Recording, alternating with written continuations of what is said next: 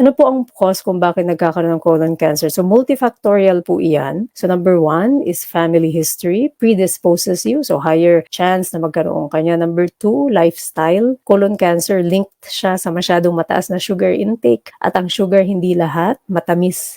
The type of sugar that most Filipinos consume is actually not sweet. Yun po yung mga starches, rice, noodles, tinapay. Dagdag pa natin yung processed food. Processed food can certainly bring on yung higher cancer risk, especially colon cancer po. And of course, yung mga tao din pong hindi masyadong active. Kaya nga po, lagi kong sinasabi rin sa inyo, the importance of galaw-galaw. Yun po yung isa sa mga rason. So, i-combine natin yung unhealthy eating, highly processed food, napakataas ng asukal, and sedentary lifestyle, and family history, and stress. That's the other thing, right? Napakalaki ng association ng stress sa cancer.